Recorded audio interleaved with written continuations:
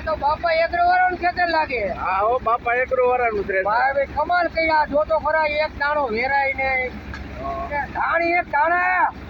હવે ધાણી હો. આનો કલર જો ઓહો કલર બહુ 15,000 મણ તો ફાઇનલ દીકરવાના છે. કરવાનું 3-4 મિનિટ થાય એટલે બાસકું ભરાઈ જાય. પાસ ભરાઈ જાય ને આરામથી. પૂરામાં ઠેકડા મારી જોતું. આ મજૂર દાંત કાઢે એટલે કાંઈક નાખ્યું હોય છે આમાં. વાહ વાહ. અરે સ્પેશલ એટલે તારું હા કેવું પડે આમ. હા ડાયરેક્ટ યાર્ડમાં વહી જાય ને વેપારી આમ જોઈ રહી એમ કામકાજ છે. ના એકલા છો. વાત જ પૂછોમાં.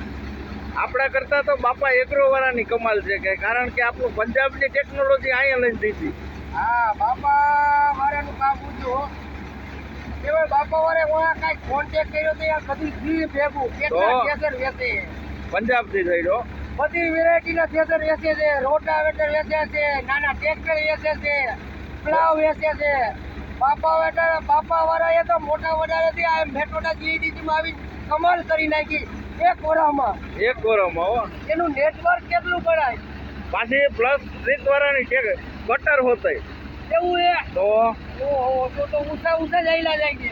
તો હવે હાર્વેસ્ટર નો વેચે તો સારું. હાર્વેસ્ટર જ વેચા ને વણ વેચા 8 થી 8 હાર્વેસ્ટર થઈ જાય. તો ભાઈ એની એજન્સી મોટી કહેવાય. બહુ આપણી રાજકોટમાં મોટી એજન્સી કહેવાય. બધી વેરાયટી વેચે છે. બ્રિજના ટ્રેક્ટર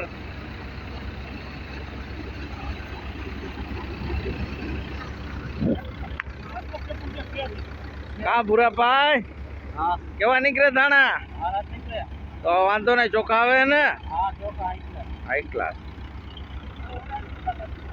પાણી કેમ થયો? હે કેટલાની જાજા દાણા ગણી તા મેકો છે 18 નો. 18 ટ્રેક્ટર આવી એક પર વહી જાય ભાઈ.